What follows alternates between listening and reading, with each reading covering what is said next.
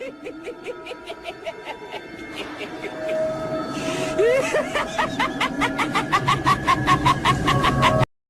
बार की बात है, एक गांव में एक चुड़ैल का साया था।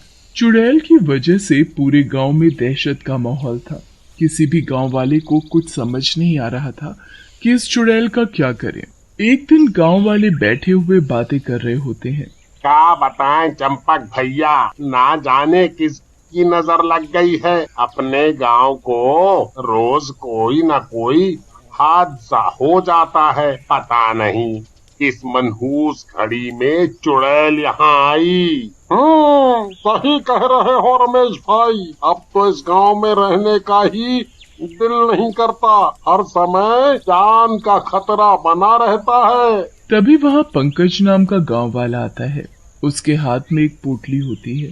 पोटली देखकर चंपक पंकज से पूछता है, अरे पंकज भाई, कहाँ से आ रहे हो और तुम्हारे हाथ में पोटली कैसी? कहीं गांव छोड़ के तो नहीं जा रहे हो? क्या मजाक कर रहे हो चंपक भैया? गांव छोड़कर जाएं मेरे दुश्मन? अरे मैं तो गांव के लिए सुरक्षा कवर लेने गया था। पंकज की बात सुनकर गांव वाले सोच में पड़ जाते हैं। अब पंकज भाई, हम सब लोग आपकी तरह अंग्रेजी तो जानत नहीं है। कृपा करके बताओ क्या लाए हो सुरक्षा के लिए? पंकज सब गांव वालों को गांव के बाहर ले जाता है और गांव आने वाले रास्ते पर पोटली से भभूत निकालकर छिड़क देता है। गांव वाले ये सब बड़ी हैरानी से देख रहे होते हैं। अरे भैया, तुम तो कौनो कवच कह रहे थे, ये सब का है? अरे भाई, यही तो है अपना सुरक्षा कवच। अब वो चुड़ैल इसके अंदर नहीं आ सकेगी, चाहे जो कुछ भी कर ले। हाँ। फिर गांव वाले वहां से चले जाते हैं। उधर रात में चुड़ैल गांव के अंदर आने की कोशिश करती है, लेकिन चाहकर भी अंदर नहीं जा पाती। ये सब देखकर चुड़ैल को गुस्सा आ जाता है और वो गुस्से में बोलती है, ये गांव वाले कुछ ज्यादा ही होशियार बन रहे हैं, इनकी होशियारी निकालनी पड़ेगी। अगले कुछ दिनों तक कुछ नहीं होता। गांव वाले सोचते हैं कि उन्हें चुड़ैल से छुटकारा मिल गया, लेकिन एक रात आसमान में जोर से बिजली कड़कती है। गांव वाले बिजली की आवाज सुनकर डर जाते हैं। तभी रमेश अपनी पत्नी रमा से कहता है, भगवान, लगता है बड़े जोरों की बारिश आने वाली है। बाहर जानवर भीग जाएंगे, उन्हें उनके अस्तबल में बांध आता हूँ। लेकिन जैसे ही रमेश घर से बाहर निकलता है, उसे अपने चारों तरफ नोट दिखाई देने लगते हैं। रमेश नोट देखकर जोर से चिल्लाने लगता है, नोटों की बारिश। इतने नोटों की बारिश। लगता है भगवान हम लोगों पर कुछ ज्यादा ही मेहरबान है। इतने नोट, इतने।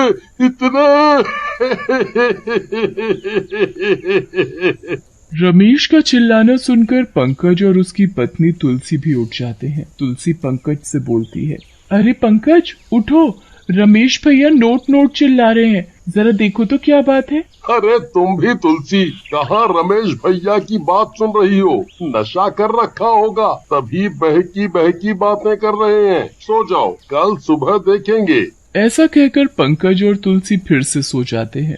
उधर पंकज का चिल्लाना सुनकर कुछ गांव वाले बाहर आ जाते हैं और चारों तरफ नोट देखकर खुश हो जाते हैं। अरे क्या बात है रमेश, आज तो गांव पर नोटों की बारिश हो रही है। भैया लूट लो जितना मिले। ऐसा कहकर रमेश, चंपक और बाकी गांव वाले सड़क पर पड़े नोट उठाने लगते हैं। जल्दी ही वो सड़क पर पड़े सारे नोट उठा लेते हैं। तभी रमेश की नजर गांव से बाहर पड़े नोटों की तरफ पड़ती है। ये मूर्ख गांव वाले गांव के अंदर पड़े नोटों को ही उठा रहे हैं। असली माल तो गांव के बाहर पड़ा है। इससे पहले किसी को पता चले मैं जल्दी से जाकर सारे पैसे लूट लेता हूँ।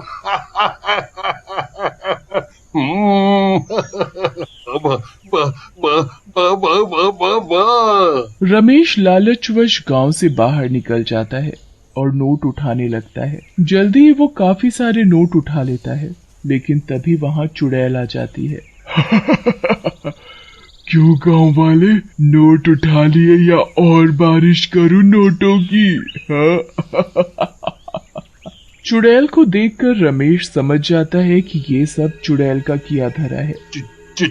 चुड़ैल जी मुझे जाने दो, मुझे मत मारो, तुम अपने नोट वापस रख लो, मुझसे गलती हो गई।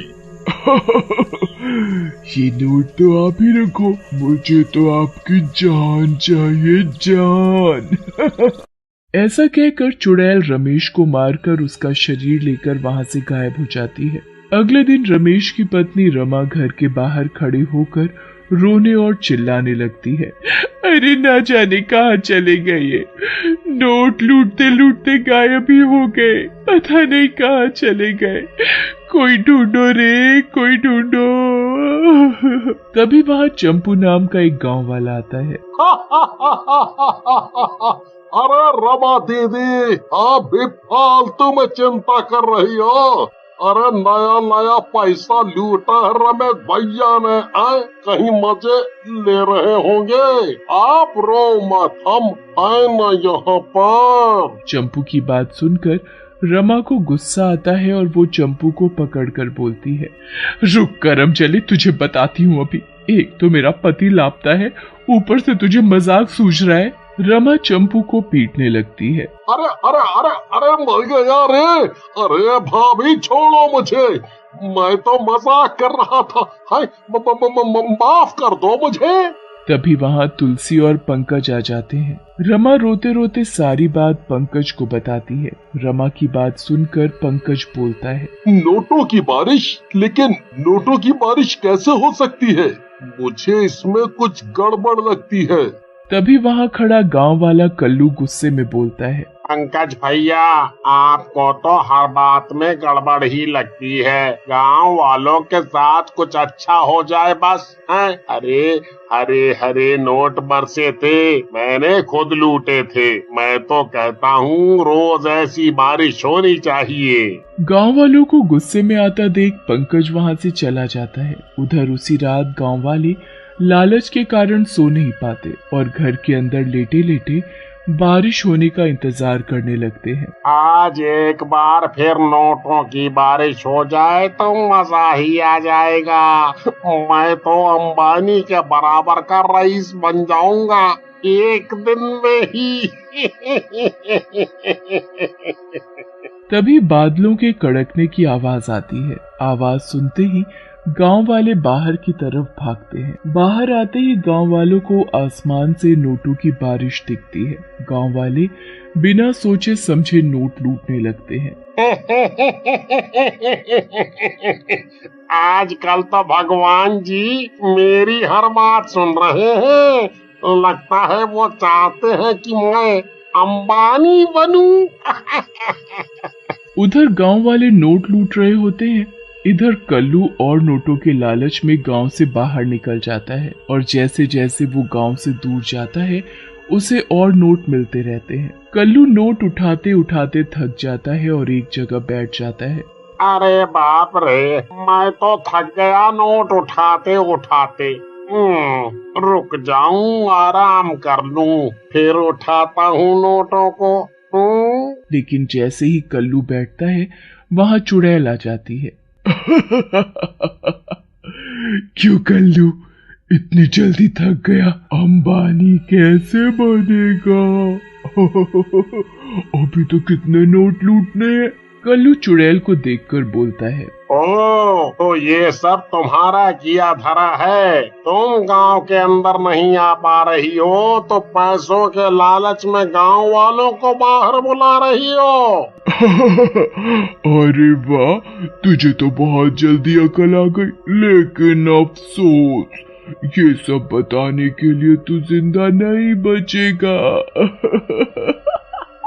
ऐसा कहकर चुड़ैल कल्लू को भी मार डालती है और उसकी लाश को लेकर वहां से चली जाती है। फिर ऐसा कई दिनों तक होता रहता है। रोज रात को नोटों की बारिश होती और कोई न कोई गांव वाला गांव से गायब हो जाता। ये सब देखकर पंकज अपनी पत्नी तुलसी से बोलता है, तुलसी, ये हो न हो चुड़ैल का किया धरा है, लेकिन ये बेचारे गांव वाले पैसों के लालच में कुछ सुनना ही नहीं चाहते। लगता तो मुझे भी ऐसा ही है, लेकिन हम भी क्या कर सकते हैं जब कोई कुछ सुनना ही नहीं चाहता। लेकिन हम ऐसे अपने गांव वालों को मरने के लिए भी तो नहीं छोड़ सकते, चाहे कुछ भी हो। फिर पंकज तुलसी को अपनी योजना बताता है। उसी रात गांव में फिर से नोटों की बारिश शुरू हो जाती है। पंकज और तुलसी भी नोट उठाने लगते हैं और उठाते उठाते गांव के बाहर चले जाते हैं। जैसे ही वो दोनों गांव से कुछ दूरी पर पहुंचते हैं, चुड़ैल वहां आ जाती है। अरे वाह, आज तो आदमी के साथ एक लालची औरत भी आई है। वाह, मजा आ गया। लेकिन चुड़ैल को देखकर पंकज और तुलसी मुस्कुराने लगते हैं। तुम दोनों मुझे देखकर मुस्कुरा क्यों रहे हो? तुम्हें मुझसे डर नहीं लगता?